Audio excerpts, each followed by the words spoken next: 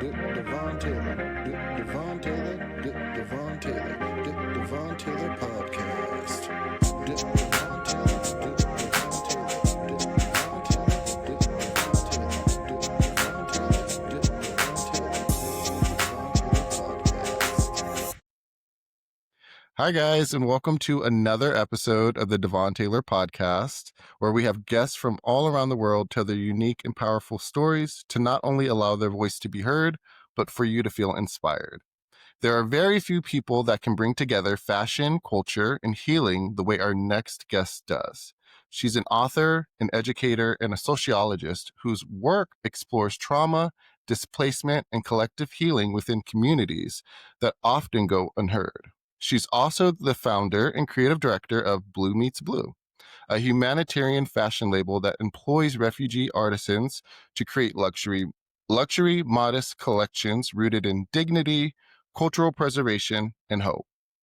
So from children books about courage and belonging to designs that fuse Syrian tradition with modern sustainability, her work proves that creativity can be a tool for justice, identity, and healing. So I'm so happy to welcome to the show, Shahd Alasaly. Hello.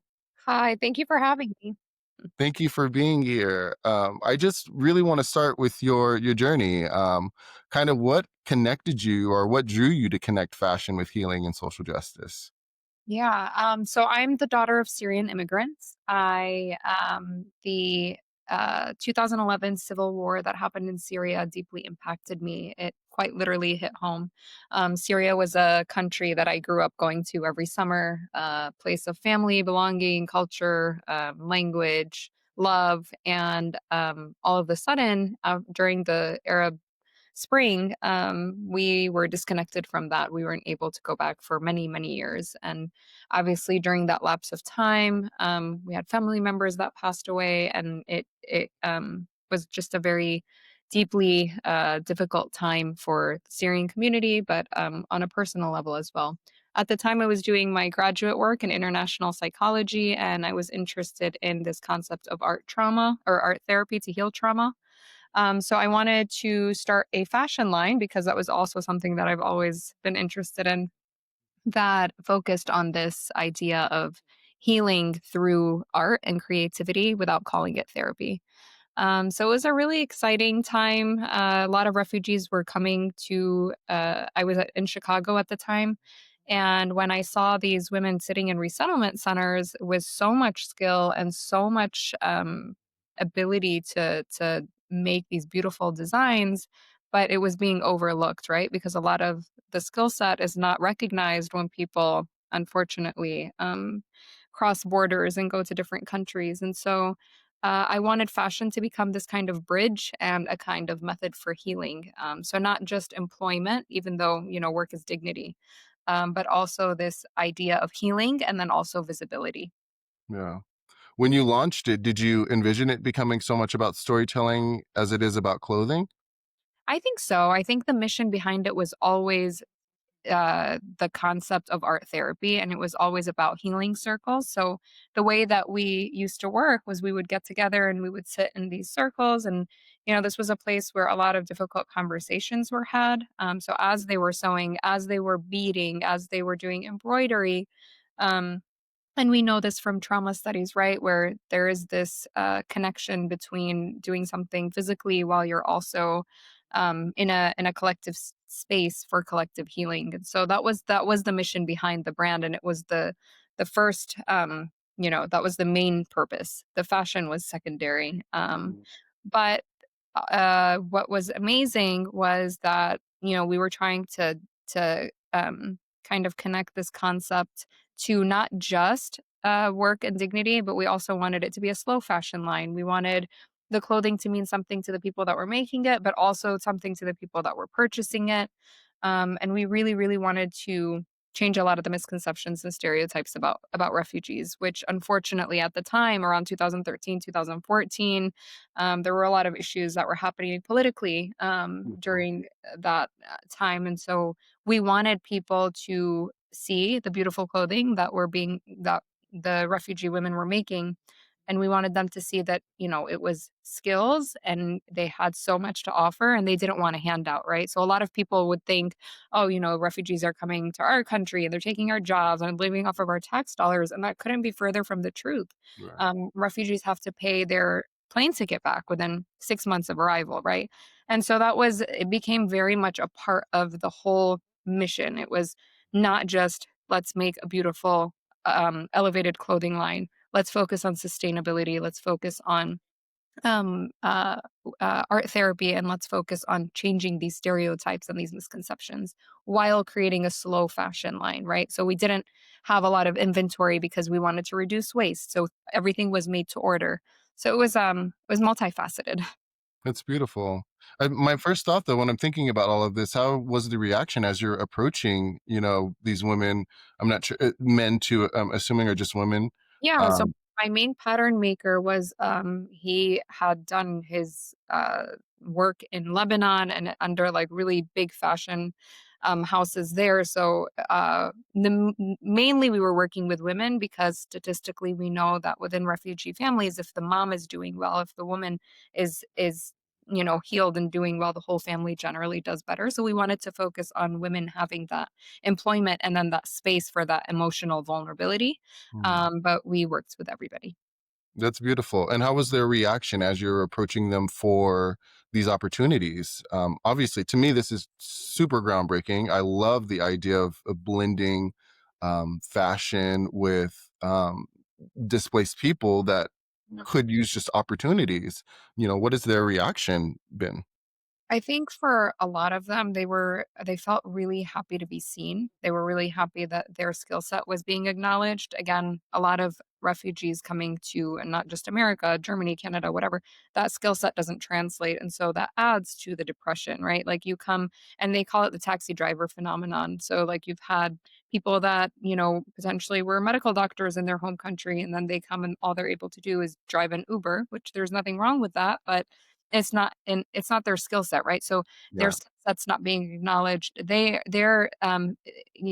their skills and their capital, their human capital is just not being received properly. And so they were really happy that there was that acknowledgement. They were really happy that they were able to prove themselves, and it gave them so much more confidence because they're like, I know this. Like this is something that, and I learned so much from them. I remember they would like teach me how to tie a knot with like one hand, and I'm like, oh my gosh, mind Oh, blown. wow.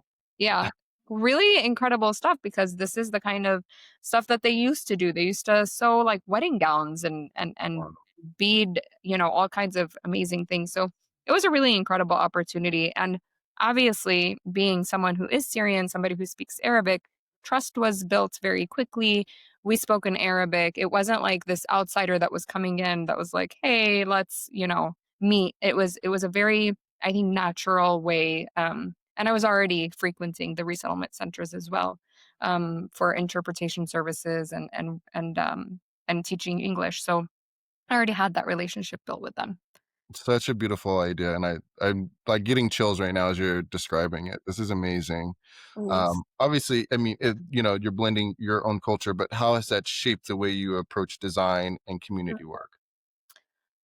So, for example, our upcoming collection that is relaunching in January, the way that we blend that design, all the fabric now, because Syria became free this year and the Assad regime collapsed, which we're super excited about. So Yeah. I was able to go this summer and take my kids for the first time. So that was an incredible experience, but I'm also sourcing the fabric from there now. So it's this full circle moment. Oh, wow. Yeah, where we're getting the fabric from there and we're having the refugees over here make the clothing, so I'm really excited about it. 80% of the factories in Syria were intentionally destroyed during the civil war because that Oh, is one of the main, Syria's on the, silk trade, and so it was, intentionally, targeted, right? And so there's only one more person making brocade in the whole country, and I got to meet him and interview him, and it was a really special moment. But I'm really excited because now the fabric is coming from there. We are hopefully helping the factories in Syria while also working with the refugees in Florida right now. So Mm. yeah. I'm so yay, that's amazing. Wow. What has been the most powerful story? Because you're working with a lot of different people. Yeah. What has been the most compelling story to you that you've witnessed, coming out of this collaboration?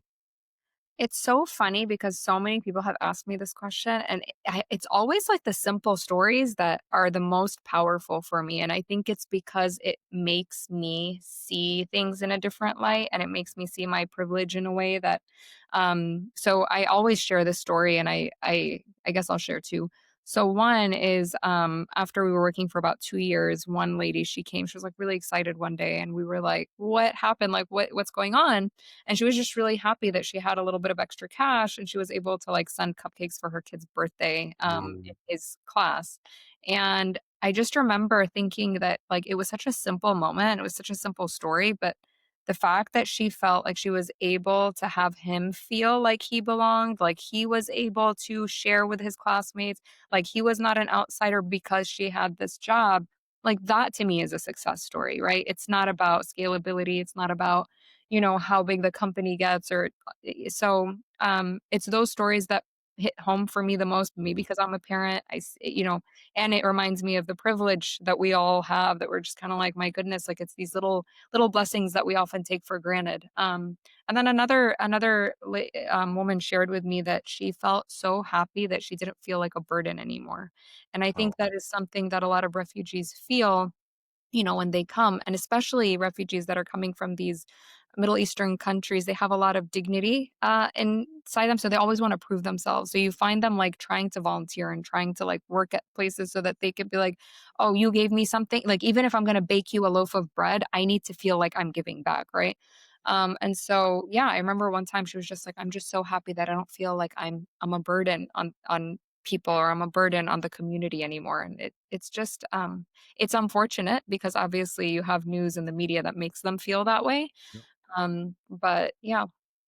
That's so powerful, and I relate to that cupcake story because I took in my nieces and nephews Mhm. about 4 years ago, and, my niece, it was her birthday recently, and my mom bought her cupcakes, and I was like, "Just leave them here, like, you'll have them when you come home, and you have more," and she was determined to bring them to her friends, and Yeah. was like, "I'm gonna carry them around school, this is just it feels right, so I'm gonna do this," and she did, she took them to school, she carried them around, and she had so much pride when she got in the car by just being able to share. And I think just, for her to feel that for her child and that, like you said, it's such a simple story, but it's so powerful when you're seeing it from your perspective of what she's Mhm. been through and what he's been through. And Right. And it that she's makes you now able to appreciate. make him feel this like it's the simple things that like these people are humans, right? Like, this is what I think I really, really like to focus on, which is they're not a statistic. They are not numbers. They're mothers, they're fathers, they're children.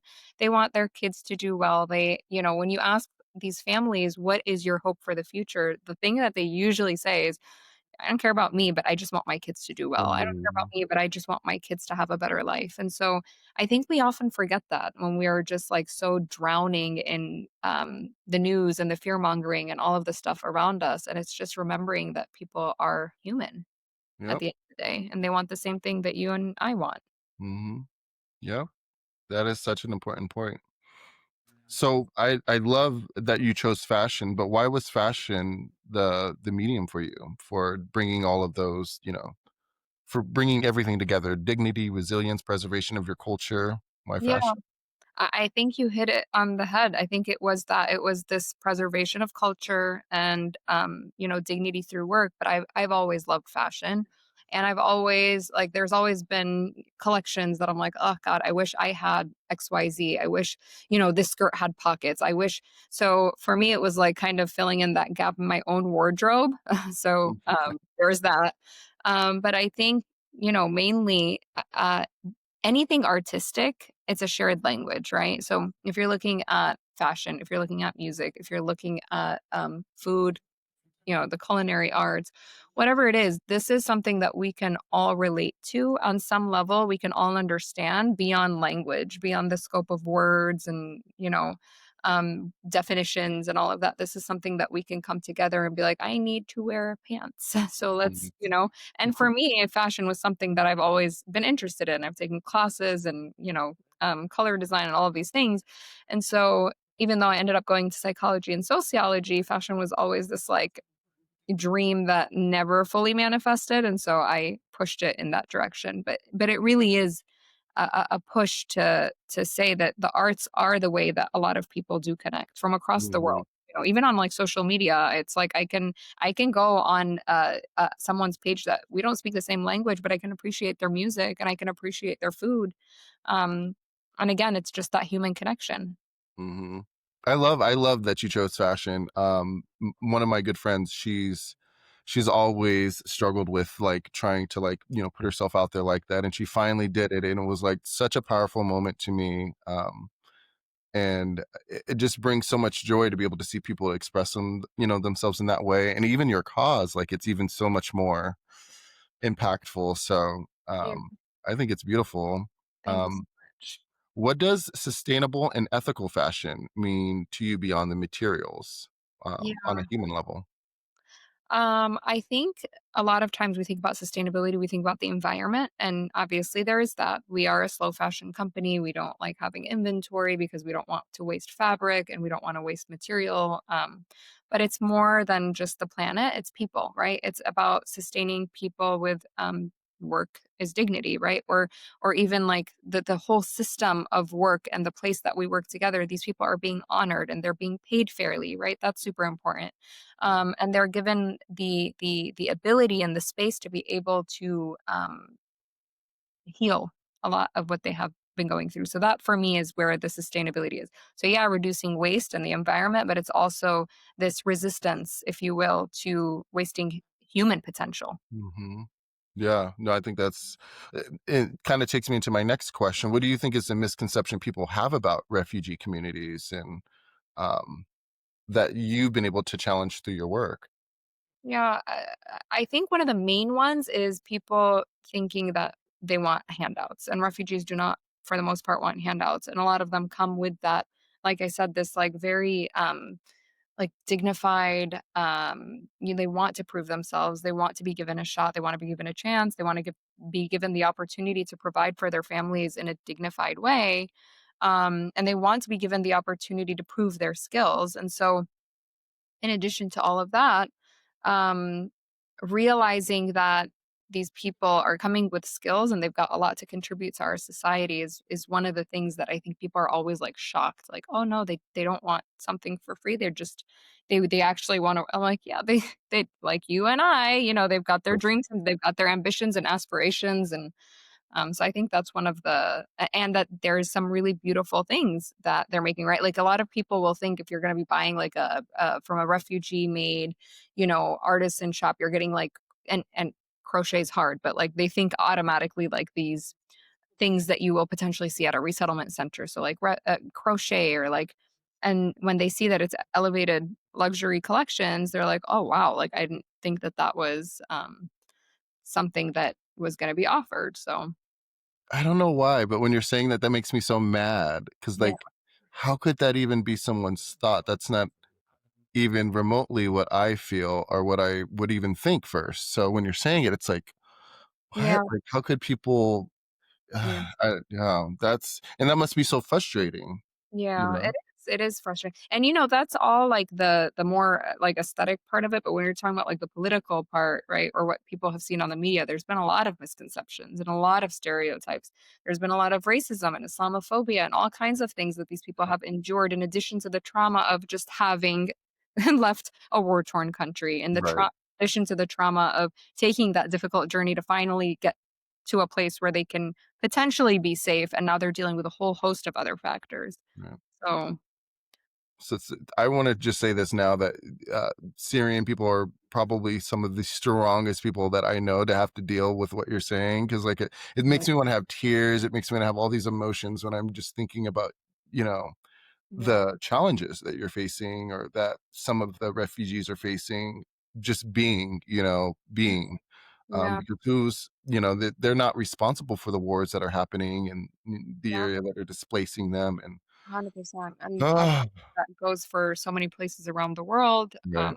so many colonized places around the world. We're seeing it right now unfolding in Palestine. It's an extremely, it's really difficult because there is that intergenerational trauma and there becomes this level of, you look at the next generation and the children and you're like, this is going to be a really difficult thing that they're going to have to grapple with as adults, right? And then their children and so on and so forth. And it's really unfortunate, but this is the story of many marginalized communities and colonized places.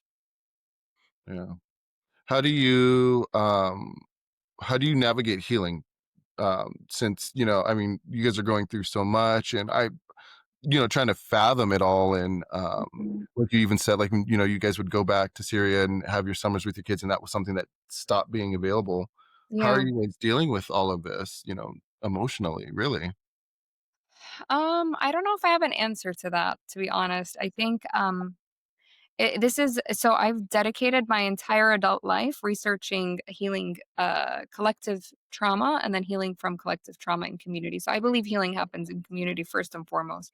I believe that we need to share this space and we need to hold space for each other and bear witness and make meaning of what's happening around us in the world. I know that for a lot of people that do come from the Middle East, they lean on their faith a lot, right? So there is this understanding that there's a higher purpose and that, everything happens for a reason and that, this is the test that we're going through, whatever. Like there's these different ways of thinking about it. And obviously this is, people from South America that have gone through something similar also lean on their faith. And this is just what has come up for me in interviews with refugees. But I'll say that one of the things that I personally do a lot, and it helps me, is the storytelling aspect, feeling like I am able to share their story and share their narrative and help in whatever way that I'm able to help. So I teach in Tampa at the university, and just today, I had my social psychology class, and we watched this 2-minute clip on basically the Syrian refugee journey, really. And this 2-minute clip is done so well, and it brings up so many emotions. And I just looked around my class, and people were tearing up and crying. And we finished the 2-minute clip, and I'm like, "What emotions came out? Like, what? How are you guys? It's okay to have feelings. Obviously, okay not to tell me how you're feeling, but like, what emotions come out?" And you have people that were like, "I was shocked, like, I did not know this, like, I'm shocked." People that were sad, people that were like, "I have kids, I can't imagine." And I Right. think we all, like, cried, and I've never cried in my class. This was the first time because I had a mom that was sitting in the front row, and she starts crying, and I got really emotional. I started crying, and I was just like, "I really love this moment because we are connecting at the human level, and we are able to put words to what we're seeing and we're talking about it and we're having conversation and we're telling the stories of these people and we are seeing them as humans, Right. which oftentimes they're not seen as humans. They are seen on the screens, you know, fear mongering and the news and all of the stuff that's supposed to divide us. And I told them, I'm like, I'm so happy that we're sharing this moment together because we're all that humanness in us, that like raw emotion, we're all able to experience it together and we're able to talk about it. And it was such a beautiful moment. And I think for me, that's really where I bring community together and talk about healing in spaces and storytelling and narrative and making sure that marginalized voices, we're telling our own stories and their stories are not being told for us. So that's my own personal thing, but you know. That's beautiful. I think that's the right way to do it. Mhm. Giving back, you're kind of raising awareness at the same time. Like, yeah, it's beautiful. And I'm just in awe that you're here. So thank you again. Like, this is so powerful, and I'm hope that everyone that's listening is just moved by this conversation I in some appreciate it. way. But you've written a kid's book. I'd love to know the name, about humanitarianism, and you're working on a children's series. What do Yes. you hope young readers take away from these stories? So my kids' book is a kids' book about humanitarianism. I don't know if you're familiar with the collection of the kids' book about, but it was started in 2019 in response to the George Floyd murder. The first book that came Mm, out was a kids' book about racism. Jelani Memory had started the company basically, and he started with this book. And then somebody else right after him wrote a kids' book about systemic racism. And ever since then, they've been partnering with people within their own like fields to write these books. And the idea is it's never too early to have these conversations with your kids. And they're designed to be this like read along. So Mm, basically, parents will be like, I want to talk to my kids about this topic, but I just don't have the language for it or I don't know how to. So these books give you that active language to be able to speak to your mm, kids about these important topics. So there's a kid's book about war, a kid's book about bullying, a kid's book about divorce, death, all kinds of different books.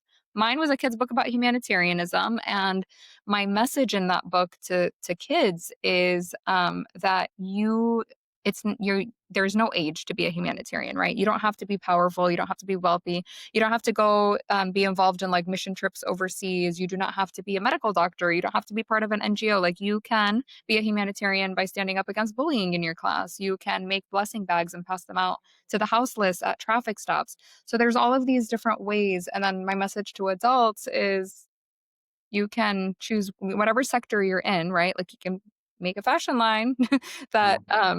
employs refugees, right? There's you can find a way, wherever you are, whatever you do, to figure out a humanitarian angle. And the reason that I wrote this is because I just don't think that what's beautiful about them is that they don't overcomplicate things. Like as adults, we're always overcomplicating things. We're looking at other people. As humans, we like to categorize people and like, compartmentalize and put people in like little neat boxes that fit in our heads. Kids don't do that. If a kid sees another kid crying, it's their instinct to go and like give them a hug or like share their lollipop or something. And so at some level, it's just not a very complicated concept, and kids are beautiful in that way, and I think that having that conversation early on really, cements the idea of being a humanitarian and helps them take that through their life, carry it with them, kindness and empathy starting at a very young age. Mhm. The book that I'm writing, it's not a book series, it's just a book. It's called From There to Here, and it is a collection of stories within a book of Mhm. refugee children. And so basically, it starts off the first chapter in a resettlement center where the parents are attending a lecture, but the kids are, in the area sitting together, and each kid is from a different country. So you have someone from Syria, you have a child from Lebanon, from Palestine, from Iraq, from Sudan, and they're talking about basically, so it's early readers chapter book, so each chapter goes through their last experience in their home country and why they had to leave, and it culminates in this chapter of belonging and making new friends and starting in a new place. And the reason it's called From There to Here is because it can be from anybody coming from anywhere as a refugee, and to here being anywhere that someone's going to read it. And Yeah. so, yeah, this exploration of what it means to belong and what it means to be a refugee, and what people go through. So needed. So needed. That's beautiful. What role do you see storytelling playing in breaking cycles of trauma and inspiring the new generation? I mean, I see it in my classroom every day. I think when you are able to connect with people on a personal level and you're able to share your stories, it creates space for softness and vulnerability. It creates space to where people can understand on a human level concepts that might be strange to them, or maybe like, okay, you come from a different background or you speak a different language and I don't understand you, but then you're sharing stories and you're sharing experiences. It's Yeah, not that difficult for us as humans to be able to connect to that. So conversation is a really important skill and means to be able to connect to other people and to be able to bridge the gap of this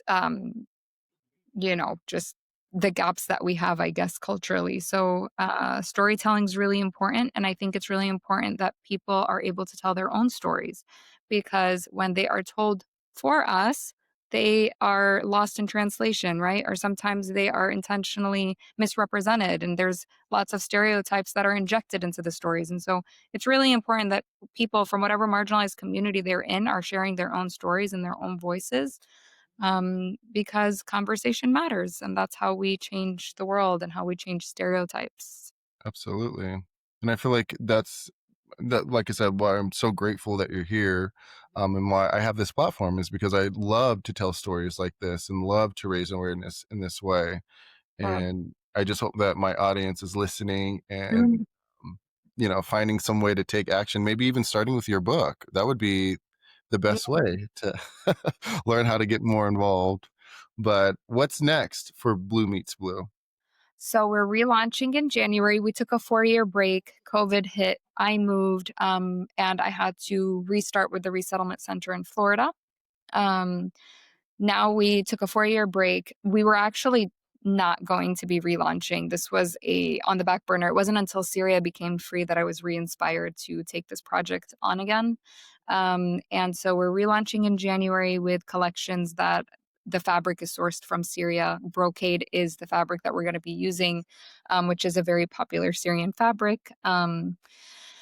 That is what is next, and then that book, From There to Here, hopefully coming out, and, that's kind of the what's down the pipeline this year. Every time you say serious free, I get chills. Like that's Oh, oh man. So yeah, that's amazing and just yeah. hopeful for just a brighter future. Yeah, for everybody, and for everybody that is currently undergoing any kind of colonization, anything, I hope for them to taste the sweetness of freedom. Mhm. If people could take away one thing from your work, Yeah. whether it's through the fashion, the education, or writing, what would you want it to be? I want it to be to, connect to something that is bigger than yourself. I want it to be that you can be a humanitarian at whatever level, at whatever work, whatever sector you are in, you're involved in, and to have conversations. And I often tell people this. People will be like, "I really want to do something, but I don't know where to start." And I'm like, honestly, sometimes it's just at the dinner table with, uncle whoever that, has those difficult political conversations. And if you're just able to really have a conversation and connect on a human level with people, and spread awareness, then you're already doing more than others. So Well, thank you again. I appreciate everything that you've said and just telling your story and allowing my audience in a little bit to what you're doing and the impact that you're making in your community. Like I said, I hope it inspires people that are listening to do the same. For anyone that's been displaced or anyone that could just use a hand, because we're all human at the end of the day. Uh, 100%. And I want to thank you for having me. And I want to thank you for having this platform for these really important conversations. Thank you so much. Yeah, I feel like this is my calling in some way. Mhm. Just, getting acclimated with these stories, putting them out there and just, hoping that people start to really wake up to what's going on around us, because there's a lot. And I think we're all, like you said, the propaganda sometimes that's shown to us is shielding our eyes from what truly matters, and Yeah. it's connecting as people. Mhm. Yeah. So thank you so much. But before I let you go, I just wanted to ask, where can anyone find you? Where can they buy your book? Any websites, if you want to leave that information, we'll leave it in the show notes as well. But Absolutely. So bluemeetsblue.com and then Blue Meets Blue on Instagram is the best place to probably connect with me. And then the kids book, it's just called A Kids Book About Humanitarianism, and it's available online on Barnes and Amazon and any place that and the whole kids book collection. If you go on akidsbook.com, you can see all the titles that they have as well. oh, perfect. Mhm. Awesome. And we'll leave the everything in the show notes for you guys to follow, to like, and for you to buy the book. Thank Yeah. you again, Shahad. Thank you so much for being here. And I just continue to send you blessings in your work. And I can't wait to see what you guys do with the fashion line. Thank you so much. Of course. All right, guys. Until next time.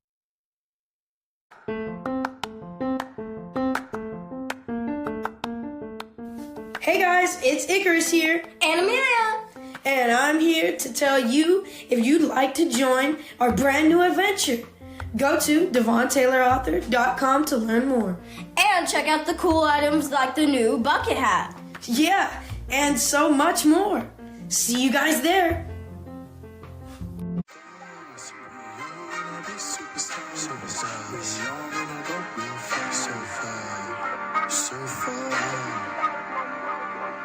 Shine, shine bright like a deep space star.